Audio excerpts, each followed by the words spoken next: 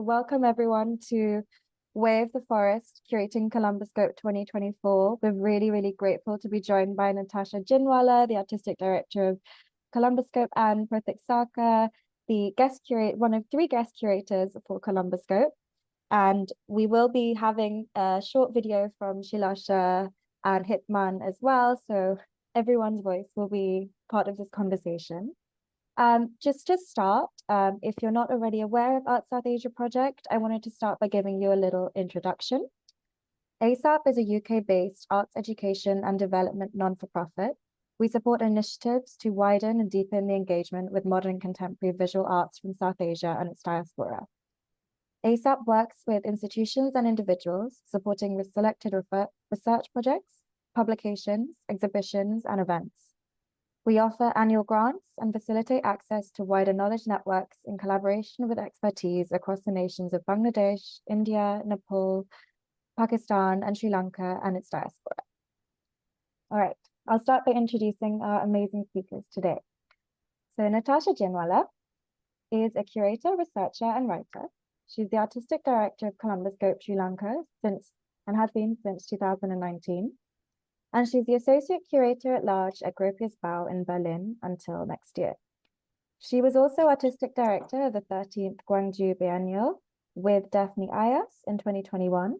And Ginwala has been part of the curatorial teams of the 8th Berlin Biennial for Contemporary Art in 2014, Contour Biennale, I keep saying biennial instead, in 8 in 2017, Documenta 14 in 2017, Taipei Biennale, and co-curated several international exhibitions, including at Eflux, Hamburger Bahnhof, MCA Chicago, IFA Gallery, KW Institute for Contemporary Art, Sharjah Art Foundation, L'Appartement 22, Museum Sitsky Wilotsky, I don't know if I'm pronouncing that right, 56 Venice Biennale, Savvy Contemporary, and Zeitz Mocha.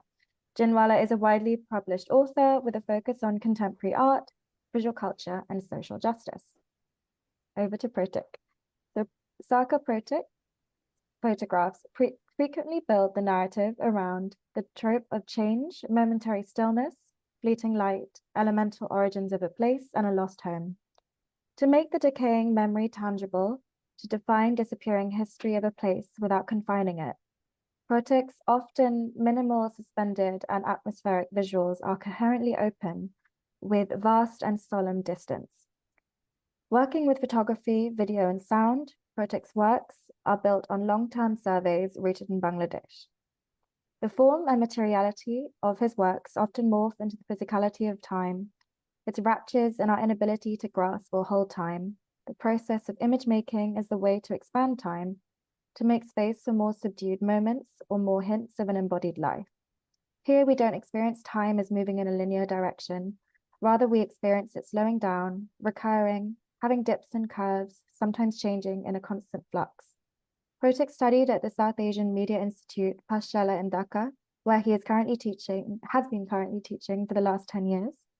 And Protick is a co-curator of Chobi Mela, the longest running international photography festival in Asia. His work has received several recognition and fellowships, including Jupe Swart Masterclass, Foam Talent, Lightwork Residency, Magnum Foundation Fund, and World Press Photo Award, amongst others. Protick is represented by Shrine Empire in Delhi. So before I let these wonderful people speak, I'm just going to go through a few housekeeping points. Firstly, this session will take place for about an hour, but there will be time for questions after. I will put a prompt in the chat for when you should put your questions in, so everyone has time to write them. Please do stay mute during the duration of the session, and I will read out the questions when they come. This session will be recorded and put on our website in the next few weeks. And finally, please note that this session will end abruptly once the questions finish. Great. So to start off with, Natasha, this question is for you. Colomboscope has become one of the few public festivals in South Asia that has been able to gain a successful global platform in showcasing South Asian art in a short time period. How has Colomboscope sustained itself as a South Asian platform? What are the methodologies on the ground in Colombo and Sri Lanka at large? Firstly, just to say good evening and thank you very much to ASAP for hosting us, for having also this space actually to talk about process, to think about why we do what we do in broad terms, but also in relation with each other from South Asia, or the place in the world that is understood as South Asia, and how we contest as well that rubric, that form of belonging with each other. I am so grateful to be able to direct this festival and this platform with an incredible team. So today I'm speaking individually, but I am accompanied by a wonderful team who are on the ground working every single day at this point, since we are now 50 days away from the festival. And we are joined as well with, as you already introduced, Sarker Protick, Hitman Gurung, and Sheelasha Rajbhandari. This is the first time that Colomboscope is working with artists and cultural organizers as co-curators in this journey. We have previously had different ways of organizing ourselves curatorially. In the last edition, we worked together with Anushka Rajendran from New Delhi as a guest curator. Given pandemic, we ended up having a much longer collaboration. And in this sense, I also just want to articulate the fact that for us, this is about alliance building. So these are longer relationships. We are not just working from Colombo, but we have encountered each other's work in different locations of the region, and followed each other's work, supported each other's work. And I think in that sense, it is crucial that Colomboscope is not simply a kind of representational platform for selected artists to be profiled, although that is a big part of what we do, but accompanying each other and creating a sort of meshwork. I don't like the word network so much, but really a meshwork that is a web in which we are relating to each other, sharing our challenges with each other, and also ensuring that there is space for confluence in a region that is otherwise dominated by the presence of the larger nations, that is dominated by certain kind of majoritarianism. Those are the reasons why I think working from Sri Lanka, one is very conscious of what a platform can do, how it can also be different from biennials and festivals elsewhere in the world. And yeah, so just to kind of start us off with some of those reflections at this point. We are lucky to still be sort of surviving as a platform into our 8th edition. And yeah, this time really also work continuing the interdisciplinary facet of the work. So it's really not a biennial. And I think that continues to be an inheritance that we hold very dear. Thank you. And I don't know if Protick, you wanted to add to any of this, and coming in as the guest curator at this point, how you feel the importance of Colomboscope for you. I think Natasha has briefly mentioned a bit about the last edition, which was also where Anushka Rajendran was the guest curator. And our collaboration actually started from last edition. It was during the pandemic, and it was obviously a very new kind of strange time we were navigating. And, in that context, when and also I am, as you mentioned, I'm also co-curating Chobi Mela, and it was in 2021. And me and my colleague Tanzim Wahab, we collectively decided at that year that that particular edition would be focusing only in South Asia, which previously was always open, all throughout the world. And we wanted to look at, not as countries, but cities to build relationship with. We are thinking about Kathmandu, we are thinking about Delhi, we're thinking about Colombo, just name few, but how do we create this web, if I not say network, but let's say web, among these cities, and also friends and practitioners, partners.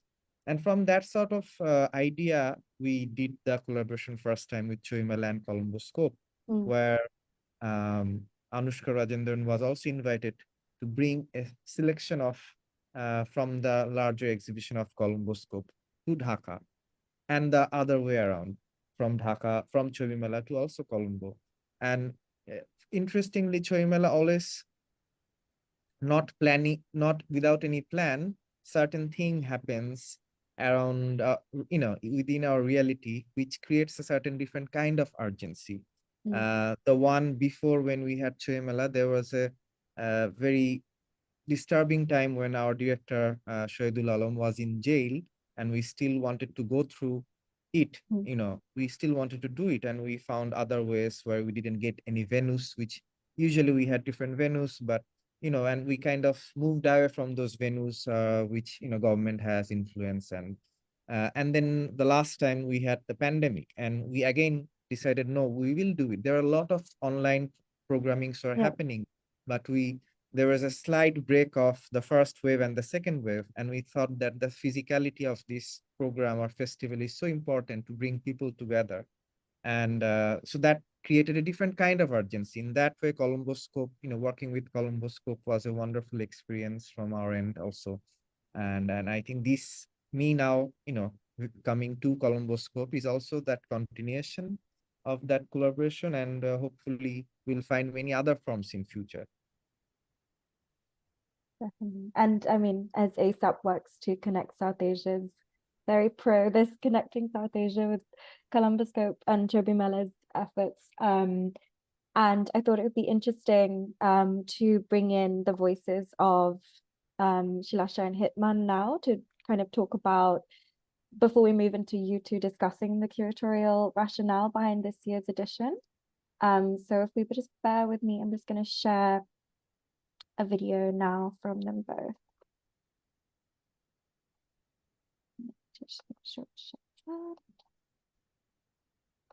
Okay, let me know if you can't hear anything, but should.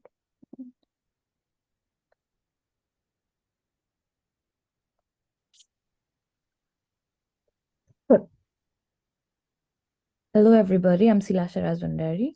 I'm Hitman Gurung. We're practicing artists and we're one of the curators for our upcoming Colomboscope. And we're glad to be sharing this platform with our colleagues, Natasha and Protick. And we'd also like to thank ASAP and Mala for this space. In the history of Nepal, the early 1990s to the late 2000s was a pivotal era, serving as a remarkable turning point. The period witnessed a 10 years long People's War alongside massive political protests, which was a palpable shift to define power away from the country's monarchy. Prior political structures had prioritized a single nationality fixated on the king, Hinduism, and Nepali languages. Such a system delegitimized and erased histories of many indigenous, Dalit, and minority groups who did not fit within national framework of being. The recent political changes brought about in Nepal, though, were a direct response to reclaim, accept, and celebrate identities that were relegated to the margins of the state. It was in this environment, prior to beginning our curatorial praxis, we started off as artists. In 2013, we formed a collective along with Meek Limbu, Subhas Tamang, and Lavkan Chaudhary, Art3 Nepal. This collective became a space where we expressed our anxieties and feeling of non-belonging. As we innovated to make a sense of ourselves and our indigeneity and new climate of discourse, our focus was on deconstructing the process of internal and external colonization in Nepal's history. Such idea was rarely circulated in mainstream narratives, but more importantly, we also operated on egalitarian values, sharing finances, space, resources, and decision among all our members.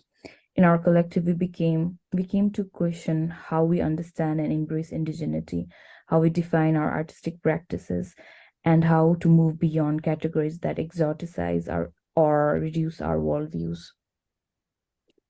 The continued objectifications of the world has muted beyond colonization to take new forms in neoliberalizations, globalization, and an immense exploitations of nature and labor. Often regionalism is posed as a counter to such dominant forces, but could it conversely serve as a tool to further reinforce divisions?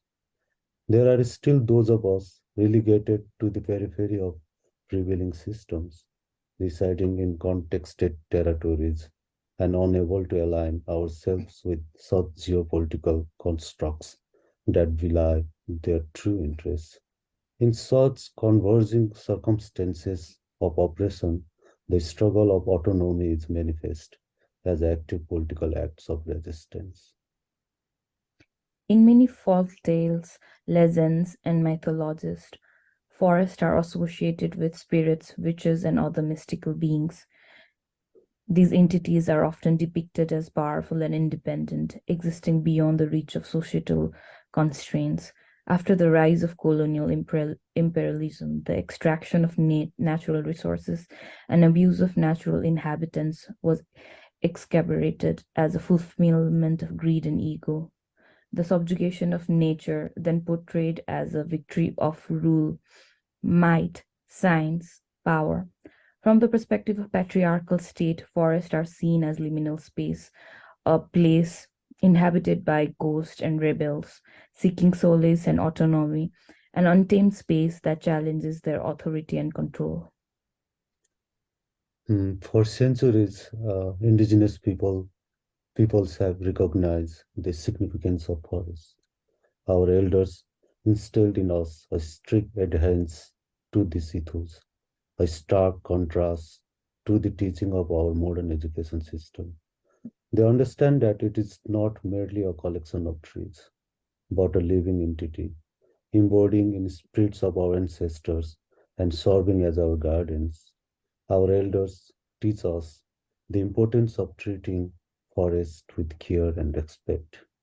As a source of spiritual nourishment, we must give back to the forest as well, acknowledging the symbolic relationship we share.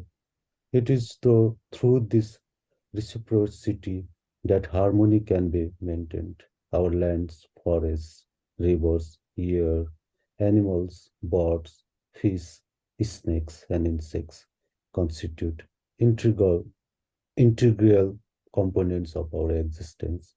The well-being of our ecosystems and resources hangs upon the mutual respect shared between these natural entities and ourselves. It represents a realm where societal norms and structures may be questioned or even subverted. As indigenous people, we find ourselves navigating nation-state driven by corporate capitalism and geopolitical hegemony. Throughout this journey, we have experienced, witnessed, and advocated for profound transitions marked by loss, change, resistance, struggle, at times even hopelessness.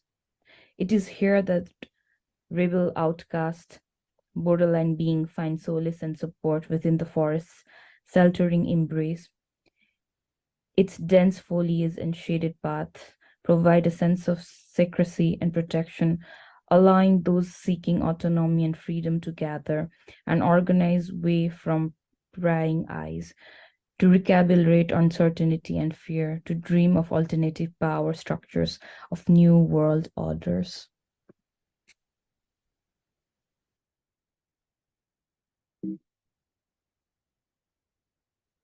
Thank you.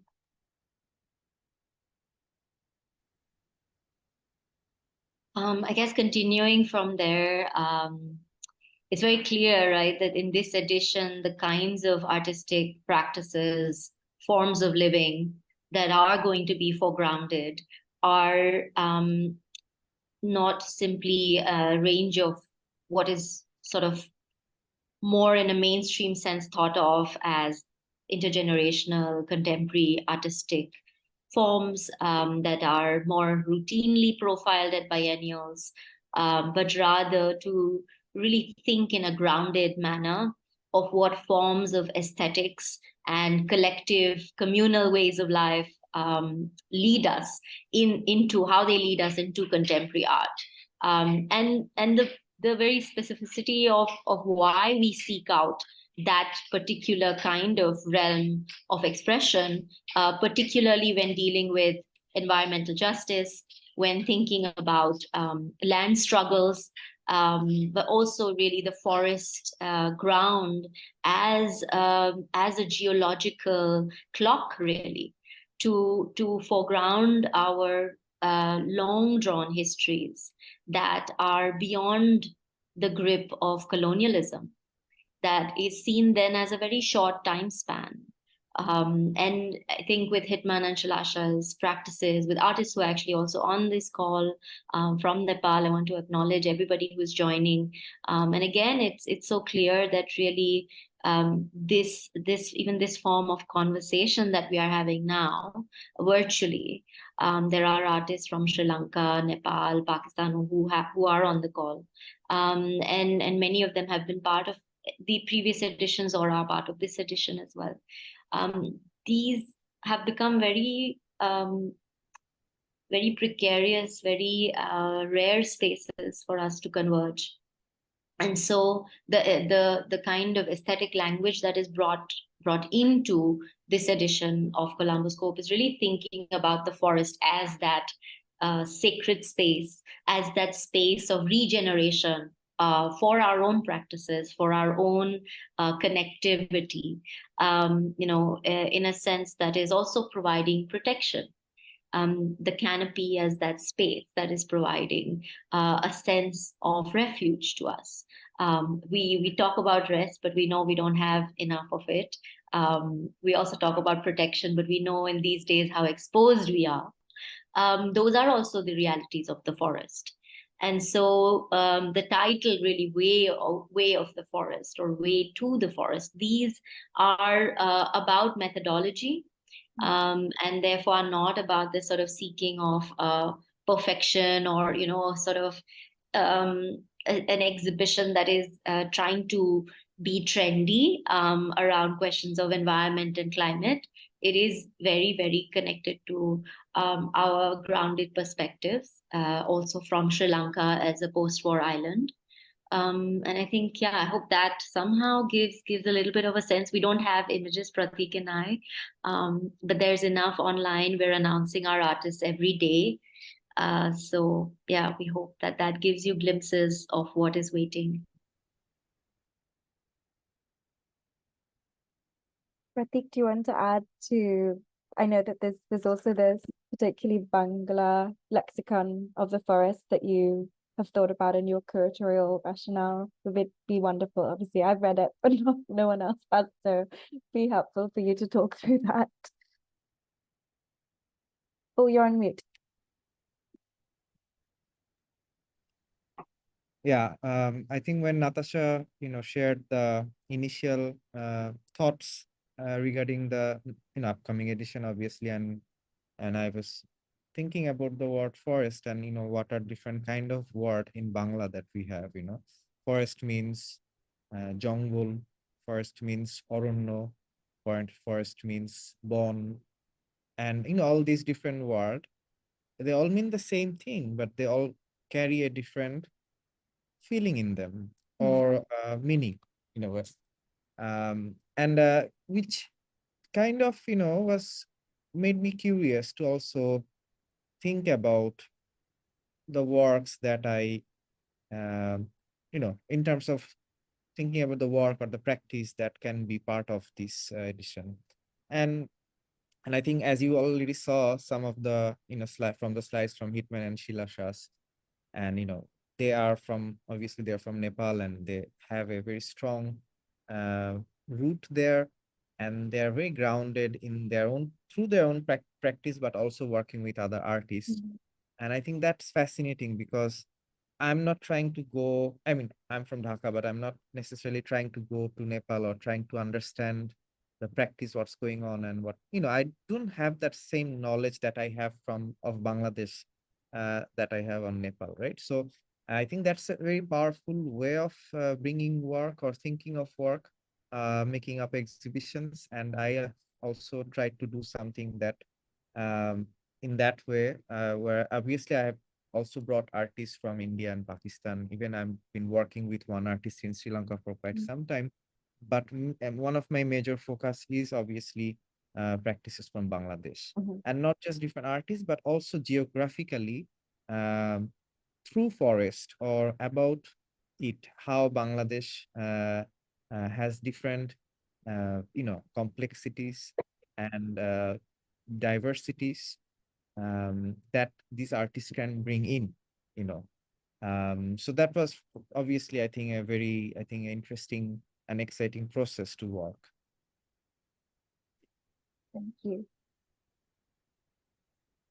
And then Natasha, you seem like you were leaning forward to add. I just want to prompt Pratik. I just feel like the wetland as a sort of riverine forest is something that he is bringing in, and it also connects to the wetlands in Sri Lanka. And so in that sense, Right. even the dry and the wet in relation again to a very lateral way of thinking about these formations of landscape and formations of people's movement across territory, far more fluid as geographies, is something that feels like, again, it has a very natural way in which it sort of comes into Sri Lankan sort of discourse and understanding of visual practices as well. Yeah, just to add to that, I mean, I obviously didn't went too much into the work. For example, there's an artist who have been working in Sundarban, and obviously Sundarban is, in terms of forest, is obviously one of the most key sites in the Indian subcontinent, in Bengal, right? But also at the same time, I was thinking of again the word bon, right? And there used to be this wetland just next to Dhaka city called Bonosri, which means the beauty of a forest, right? In a way. And that wetland has completely been expanded in a city, and transformed into a city. And I knew that this wonderful artist and has been living in there and makes beautiful drawings. And then eventually I also thought that aspect of forest, but also how it has been transformed into a city is also important. Not just Sundarban. So in that way, there are many different waves that will be coming in the conversation, I believe. Really exciting. And I know you're releasing artists at the moment, but what can you tell us about some of the artists, and what is the balance between the Sri Lankan artists? And obviously you've mentioned the Bangladeshi artists and Pakistani, and we've seen some of the Nepali artists from Sheelasha and Hitman. It would be wonderful just to understand a few of the new commissions, and anything you can share, but you don't need to share it all. Sure. I think just in broad strokes, to share with you that definitely working with younger generation Sri Lankan artists is something that we hold pivotal for this platform.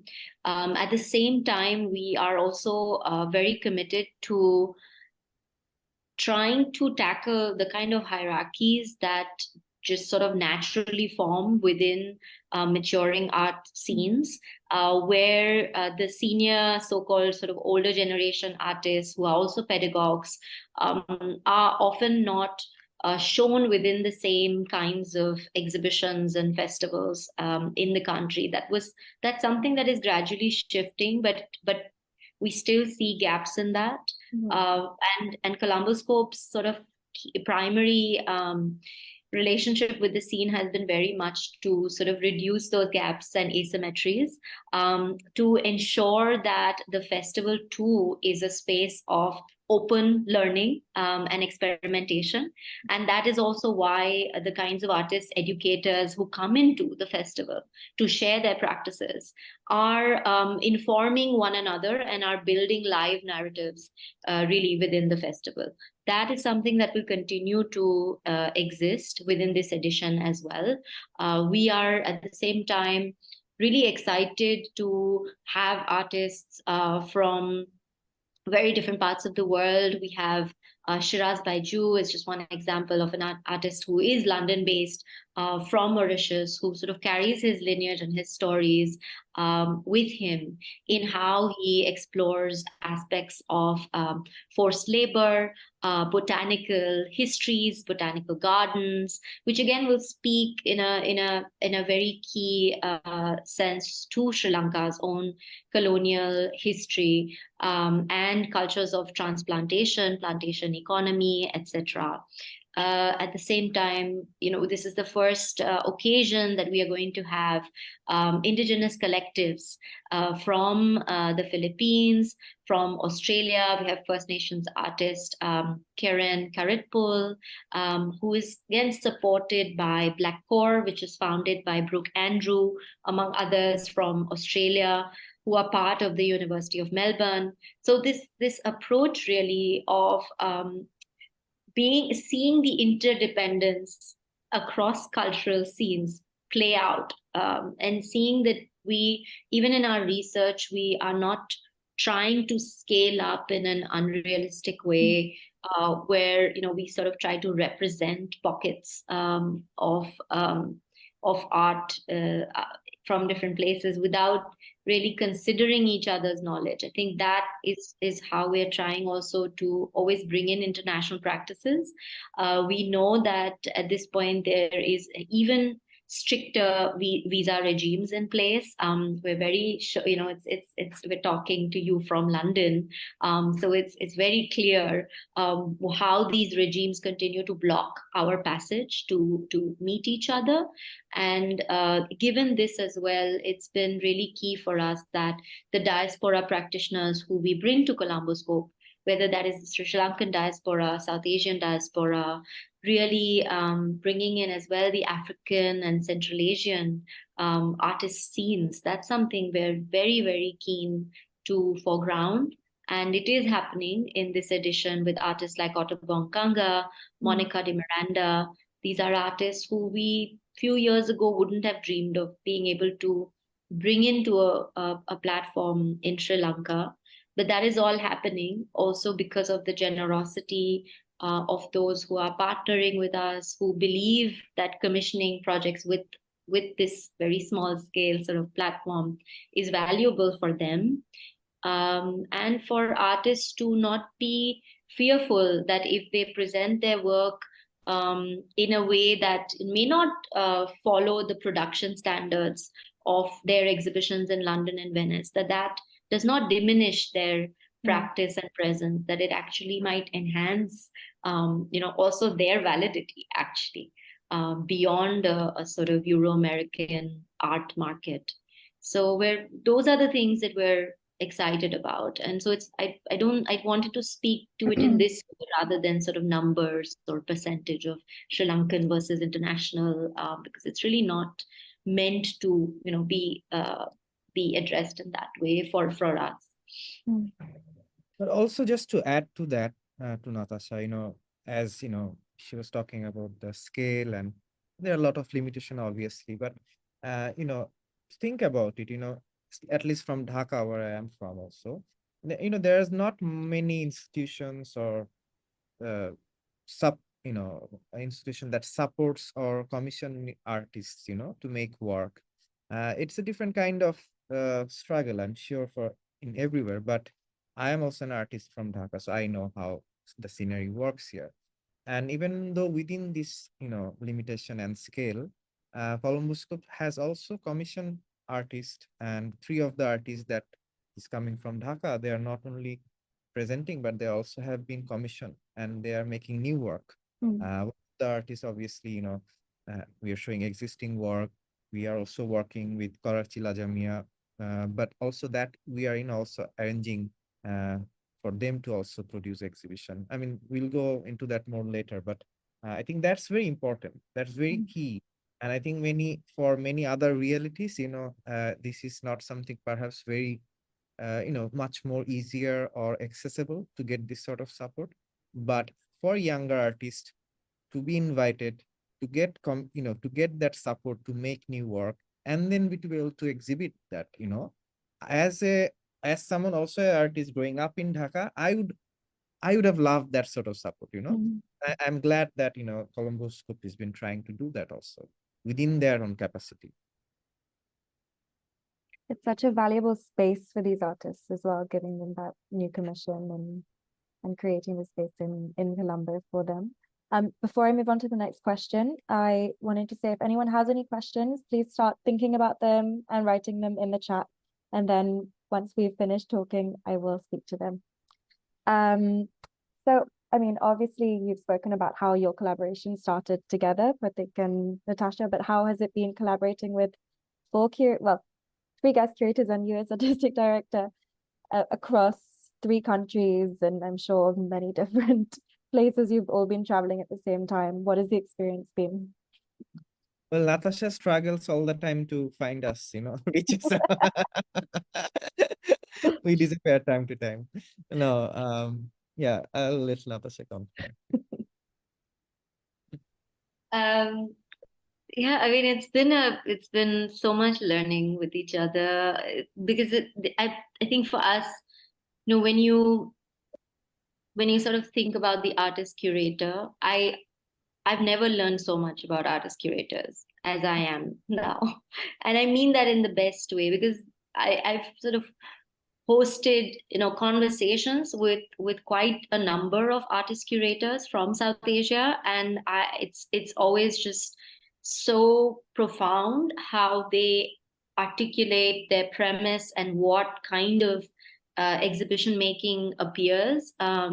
There's such complex discourse in there, but also just such a attentiveness to the architecture as well of exhibition making, the sort of the soft and hard edges of what it means to encounter the space of the exhibition. So I'm just coming out of like the Experimenter Curators Hub, where we had Shubhi Gira, just could finally share the incredible work she has done in thinking towards the last edition of the Kochi Muziris Biennale. So I think in that sense, it is very different what Colomboscope is doing this time, working with these 3 artist organizers, and they are not people who take that work lightly. So it's not because they work in collectives and as organizers of large scale projects, biennials, etc. Hitman and Sheelasha have just been part of the team of the Jogja Biennale, so they're also carrying with them that experience during this year. Pratik can talk more, but he's at an academy right now with photographers, and we met just a few days ago in Calcutta. So I think we're trying to see how and where the meeting points are for us in our practices, in where we differ, and that polyphony is going to be very much on view within the festival. We always kind of inform each other as well as we are introduced to new practices. There's a sort of way in which we've figured out how to circulate the research among each other. And yet there is a lot of space for each one to just move ahead and have their individual conversations with those that they are directly inviting, who are coming from their own context. And I think that kind of journey has been respectful as far as I can gather. I mean, I'm speaking again, it's like we don't have half the team here, but just to say that it's been very refreshing to sort of be able to make our path in this way. It would have been fantastic to spend more time together in person. But I also, the harsh reality is that it was quite impossible to even start working on the upcoming edition of Colomboscope in 2022 because of what Sri Lanka has been moving through, which is both a political and an economic emergency crisis, but also people's movement. And we wanted to be part of that moment. So we really had this quite limited time span to start to build the festival together from the start of 2023. So given that it's been, in a sense, a longer time for the team to think through locally what it means to mobilize the forest as an invitation, it has really just been 11 tight months for us to work together as a team. Thank you. Pratik, do you want to add to that as well?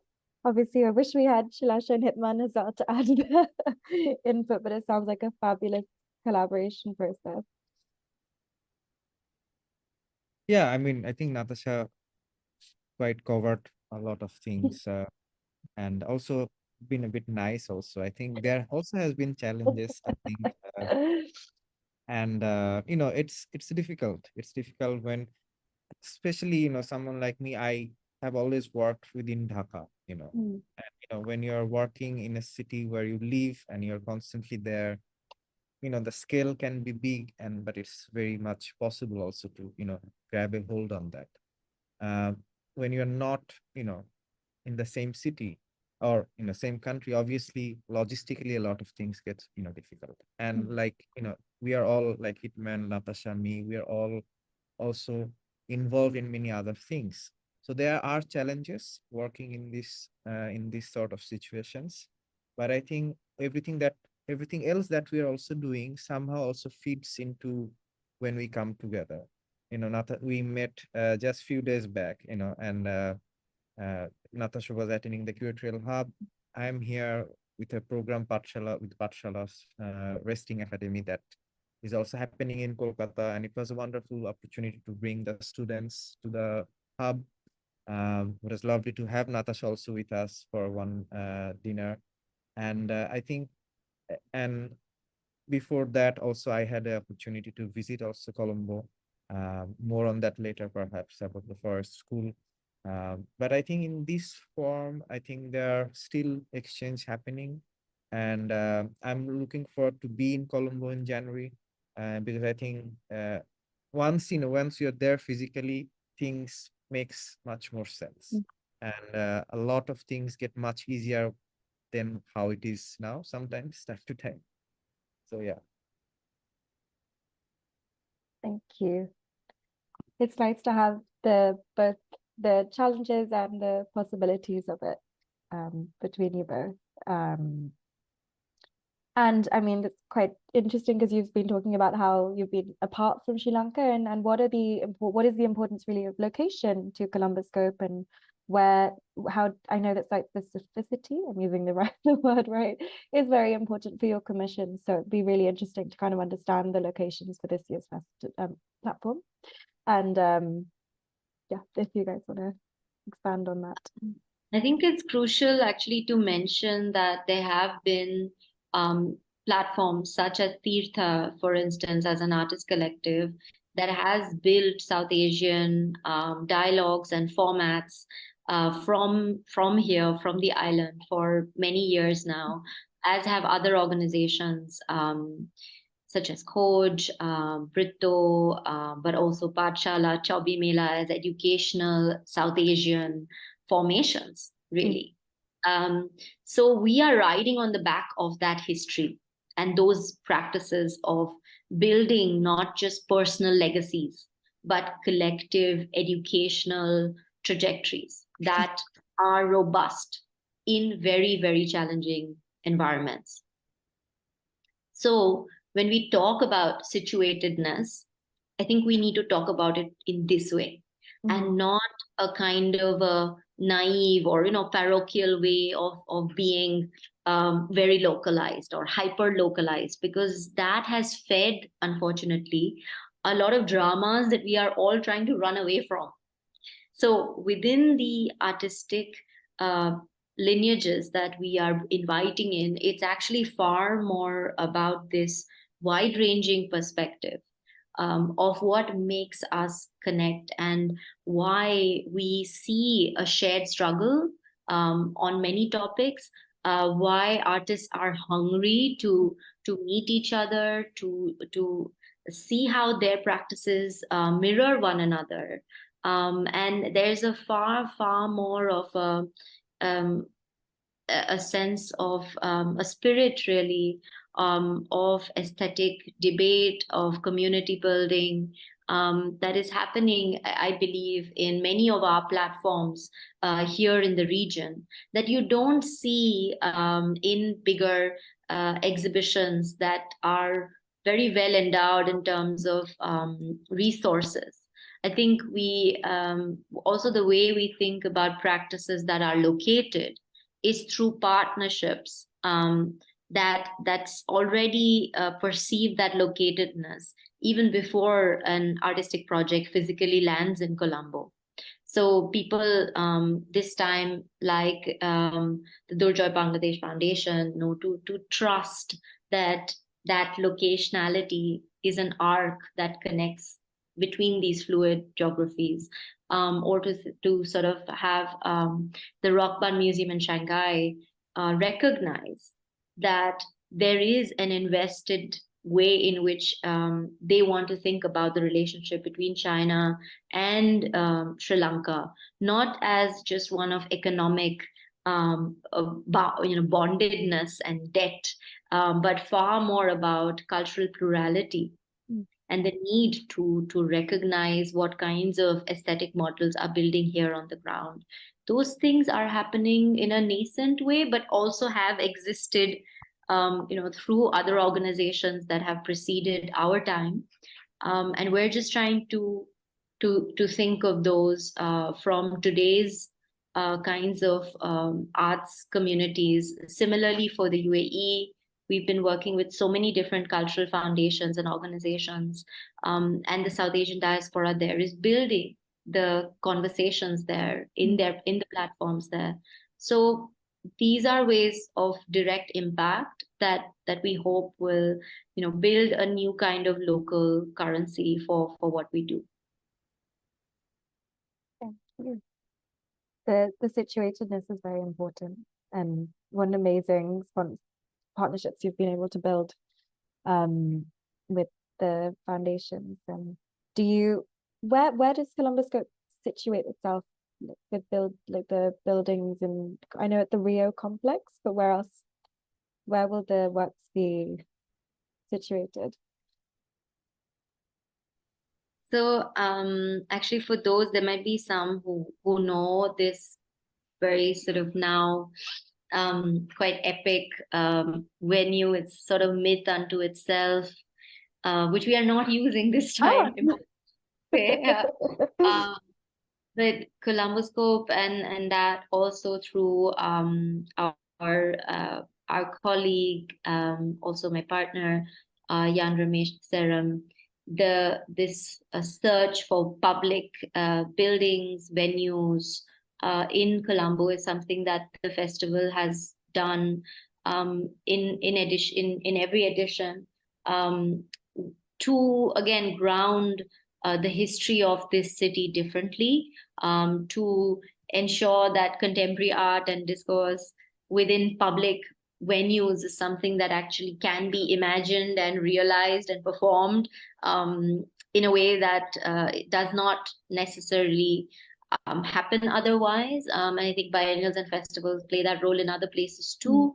So Colomboscope has had the General Post Office as a venue. It has had the Rio complex as a venue, which again has quite a scarred history of being a site that was attacked during what are called the Black July riots, but also need to be understood as far more than a riot, that because of how this episode has preceded the decades of war and systemic violence, but to kind of restore collective memory in a site like that was something that was an extremely important exercise that was done from 2015 in several editions of Colomboscope. So there was this constant remapping of public memory within that site, and of building testimony in a way through the arts. We've also used the public library in the last edition, and there are of course so many who see that building with a lot of endearment, who see that site of pedagogy and as a communitarian space where people could meet each other, even through very severe time of division.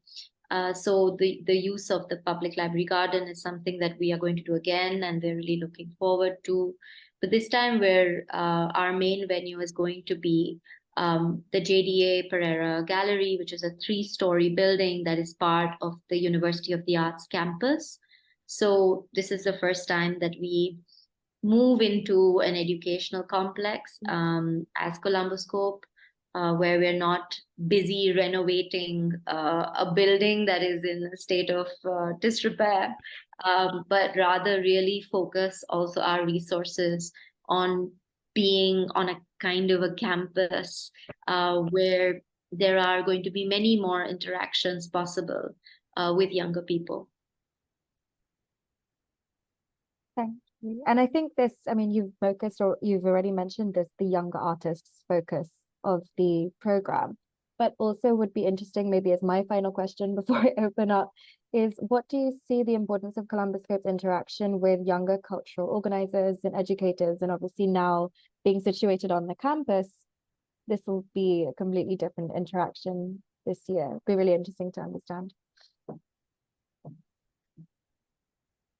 Yeah, so I think we've briefly touched on this already, but several of the artists are also very, at least the local artists, are very familiar with this specific venue because it has been used as well by the Colombo Art Biennale a few years ago. But I think what we're keen to do is really make sure that it stays this kind of organism where there are workshops for children, there are tours that are led also by different members of the arts communities. We are also moving out of there by having live performances, which are actually also located within specific parts of the city through practitioners who've led that scene of live art and performance. We're going to have an open air cinema, which is going to be curated by festival organizers Ritur Sarin and Tenzing Sonam from the Dharamshala International Film Festival, and also video and artist film and video series by Korakrit Arunandonchai from Thailand and Christina Lee, who lead an independent platform for artist film and video in Thailand. So again, this is a way of very hybrid sort of cross-programming to show a plurality of what other independent arts platforms are doing in the expanded region. So this is how there'll be educational facets, but also ways in which we invite people who have already had their programming happen in a way that is not so distant, but just simply not accessible from the island. Amazing. I'm so excited to hopefully see some of the programming in Colombo. And before I open up to questions, is there anything else you'd like to add, Pratik? I think one thing I would like to just add, it's something regarding the educational programs, and not necessarily it happens during the festival, but I have to talk about the forest school, which is very integral part of the the festival, which happens throughout a year, twice in different location. I was fortunate to be part of it this year, and I think that was one of the key, I think, event for me, because I'm also coming from a place, from a school, when I'm very involved with younger practitioners. And I think that is important, instead of looking at artist work in PDFs. Mm. It's much better when you see them, meet them, and actually listen to them and showing their work. And in Forest School, there are 2 different editions happens in this wonderful, spaces, which is really helpful also to kind of, dive deep into the artist work, to even also to share my work with them in a way, and, create a more longer conversation. And I think that is very important. And I think that's one of the very important aspect of Colomboscope. We are also inviting, as I mentioned before, Karachi Lajamia, a collective from Pakistan, and they call themselves nomadic space. So we thought we want to have that space here traveling, but they're also an anti-institution who uh, develops alternative methods of art education and engagement with audience. For me, coming from Pathshala was, something like that as an idea and as a project was very interesting. And to have them, part of the festival is also, I think for me was important, and I'm quite excited for that also, what they're gonna bring in. There are a lot of overlaps of, my personal research as an artist with what they're doing, but we were in different countries, or a country which was one country, we were Pakistan also. But and there is obviously a gap, geographical gap, a lot of due to a lot of different political issues. But I think I'm looking forward to this, also engagement, which hopefully can also at some point I can bring in Dhaka to, in this way through Colomboscope. Thank you. I've actually had a note to ask you both about the Forest School, and I'm really glad that you reminded me and brought it back up. And it sounds like such a wonderful initiative, and I know that there's much more further programming that Colomboscope works on that I'm sure the website has, and the Instagram will also talk about. And please do, Natasha, if I'm missing anything else that you guys do work on, would be really helpful for our audiences to know about. But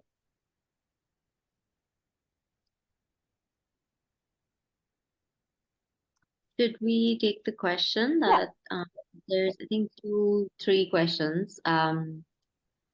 Just to try and answer in one go.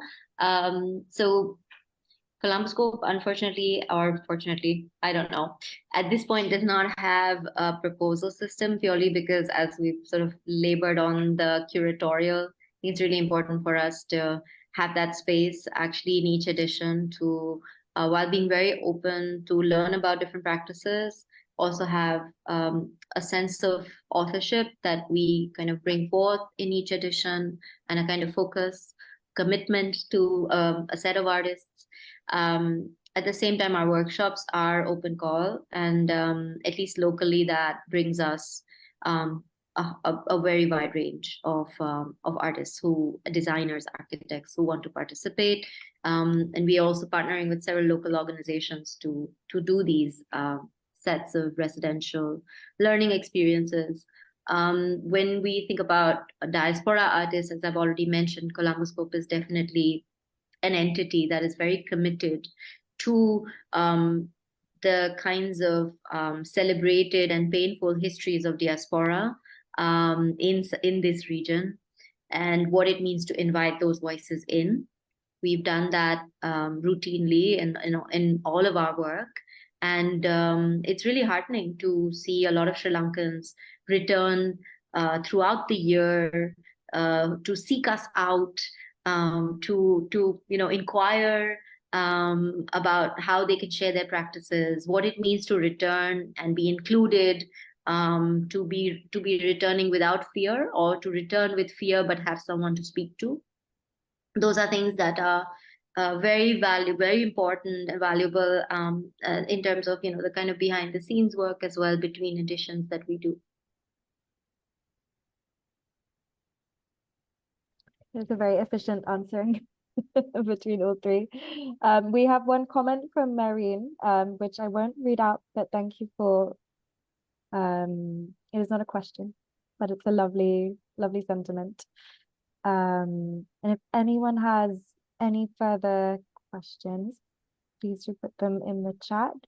And I can ask maybe one more question while we're waiting. And one that is to say, Art South Asia Project is very happy to be supporting Colomboscope for the publication this year. And it'd be lovely to know kind of how the publication functions to expand your programming and wonderful curatorial work that you guys are all doing. Yes, thank you so much. I think there was one little question that we didn't really answer as well. But I just want to take it also as a closing. What it means to recuperate and revive a relationship to a theme, to a sense of focus, not necessarily get bogged down by certain kinds of ways in which we as a set of alliances are meant to decolonize, to take up that labor of translating our stories, our histories for certain kinds of international platforms. That also is a form of creative labor. And so I think for us to actually revive certain knowledge frameworks that have been buried, erased, rewritten, overwritten, to actually just use our conversations to build that sense of survival and urgency are where we are, I think, speaking from towards Way of the Forest. And yeah, with that, I also want to once again just thank everyone for sharing their evening with us, and to Mala and Noor for being really giving us that extra sense of being a sounding board, being accomplices in longer journeys, and really it's taken us some years of conversation and following each other's work before we enter into this kind of direct relationship. So for us, it is of course funding is essential in this region. I'm never going to downplay that. Funding in all its direct ways is essential, but the relationships exceed those timelines. And that's also something we must insist on. Thank you so much to Pratik and Natasha. This has been a really enriching discussion, and I really hope that everyone in the audience, we've got some applauses, enjoyed the conversation too. And yeah, thank you again for joining us, and I will be pressing end, so we will all be thrown out of the Zoom room, but have a lovely evening wherever you are in the world. Thank you, Mala. Bye-bye.